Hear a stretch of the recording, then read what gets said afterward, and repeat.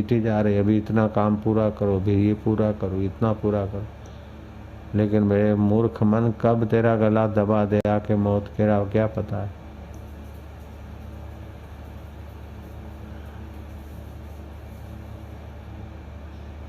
भुवन नाम का लड़का गया उघराणी करने, माधवदास महाराज का।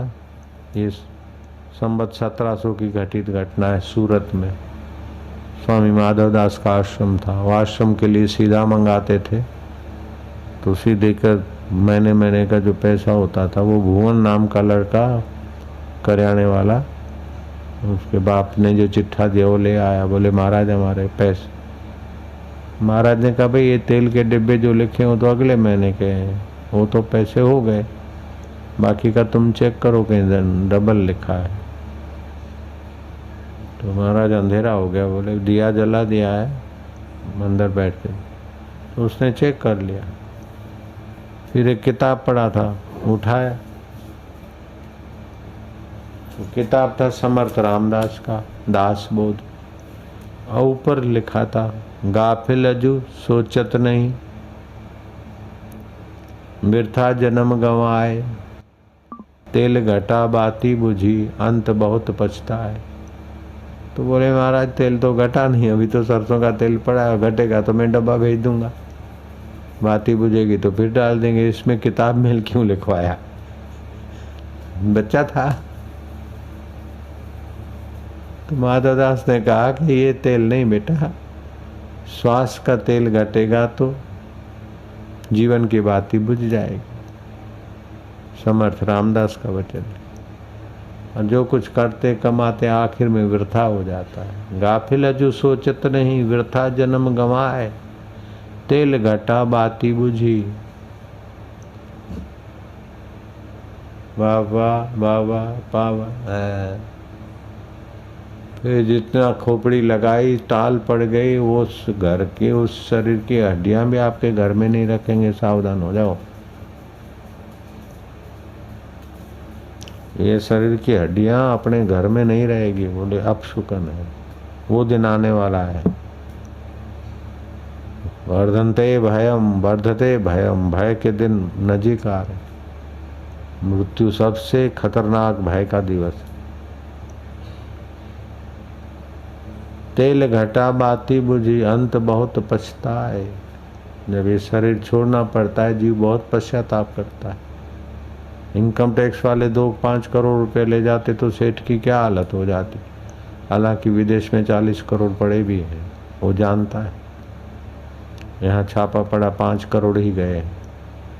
अभी 10 करोड़ का आए, 15 करोड़ का अपना सोसाइटी कॉलोनी है, उसको पता भी है, फिर भी 5 करोड़ जाते तो कितना। सभी जाएगा, विदेश वाला भी जाएगा, इधर वाला भी जाएगा, और शरीर भी जाएगा, तो कितना हालत बुरी होती होगी। इनकम टैक्स का छापा पड़ता है तो कैसा सेठों का हाल होता है, उससे कई गुना बुरा हाल होता है जीवात्मा का। आपका किसी का सब कुछ कोई छीन ले तो क्या हाल हो, उससे भी ज्यादा मौत छीन लेगी।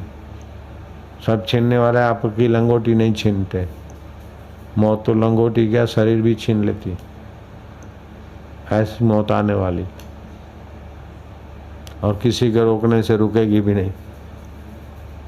तो फिर महाराज उससे बचने का उपाय,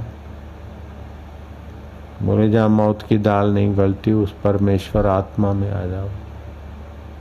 तो बाबा मैं इधर रहूं, बोले इधर तो सूरत में मेरा आश्रम है, तेरा घर, कुटुंबी रहने नहीं देंगे। सिद्धपुर का मेला लगता है कार्तिक का, वहाँ चला जा। भुवन पहुँच गया, वहाँ साधु संतों का संपर्क हुआ। एक कोई संत की शरण पड़ा, वो आबू के साधु थे। गुफा में ले जाकर उसको प्राणायाम सिखाया, ध्यान सिखाया। जरा कृपा दृष्टि हुई, बुद्धि विकसित हुई, प्यास लगी, तत्व ज्ञान सुनाया। उसका मनन नित्य ध्यान करते करते भुवन को परमात्मा का साक्षात्कार हो गया। लेकिन बदले में माधवदास महाराज को कुर्बानियों पे कुर्बानियां देनी पड़ी। उसके बाप ने, माँ ने, समाज ने कितनी बदनामी की, पुलिस भेजी, क्या क्या किया, वो सब महापुरुष ने सह लिया। वो तो बहुत पुण्य हो तब सचमुच ईश्वर प्राप्ति की भूख लगे। तो बहुत पुण्य कैसे हो कि बहुत सत्कर्म करे, जप ध्यान करे, बहुत समय का सदुपयोग करे तो पुण्य बढ़ेगा, तो प्यास बढ़ेगी। अथवा तो ईश्वर प्राप्ति की प्यास बढ़े तो भी पुण्य बढ़ जाए, और पुण्य बढ़े तो भी प्यास बढ़ जाए। और जितना सच्चाई से व्यवहार करेगा उतनी प्यास बढ़ेगी। जितना कपटी आदमी होगा उतना प्यास नहीं लगेगी। एक थप्पड़ और मलमल्ला, एक थप्पड़ और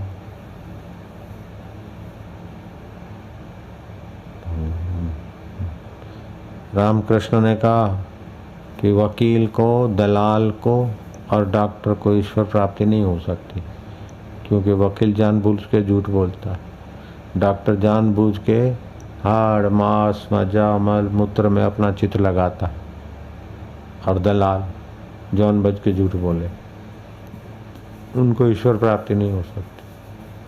अच्छी प्रैक्टिस करने वाले नाग महाशय ने सारी डॉक्टरी का सामान फेंक दिया और लग गए और ईश्वर प्राप्त हो गए। ऐसे कोई विरले होते। तो भुवन को ईश्वर प्राप्ति हो गई। फिर माधवदास के पास गए, माँ बाप को बुलाया, पिताजी आए घर पर, महाराज माफ़ करना, हमने आपको बहुत सताया, पुलिस भेजी, फलाना। अब बेटा तुम्हारा का ईश्वर का है, ले जाओ घर भले। और वो घर अब कहाँ, जंगल का शेर पिंजरे में कहाँ रहेगा। फिर तो बहुत उसके द्वारा लोगों का मंगल हुआ, भुवन के द्वारा। भुवन को तो पता भी नहीं था कि संवत 1700 है, 2003 में आसाराम बापू मेरी सराहना करेंगे, जयराम जी की। लेकिन वो सत्य में टिकना, तत्व चिंतन, तो फिर उसकी सराहना करने से अपने को लाभ ही होता है, घाटा क्या है। नारायण हरि। तो वशिष्ठ जी कहते हैं, हे राम जी, हे राम जी, मनुष्य की ऐसी एक सांस के समान संपूर्ण पृथ्वी का धन भी नहीं। सारी सृष्टि का धन मनुष्य का इतना कीमती टाइम है कि एक श्वास के समान पृथ्वी का सारा धन कोई माना नहीं रखता। इतना कीमती समय है। इसी श्वास का सदुपयोग करके कई सृष्टियां पैदा हो के नष्ट हो जाती है, जिस परमात्मा से उससे आप मिल सकते, ऐसी योग्यता मनुष्य में। पृथ्वी का सारा धन मनुष्य के एक श्वास की कीमत की बराबरी नहीं कर सकता है। मनुष्य जीवन इतना कीमती है साहब, कहाँ खोपड़ी लगा रहे हो।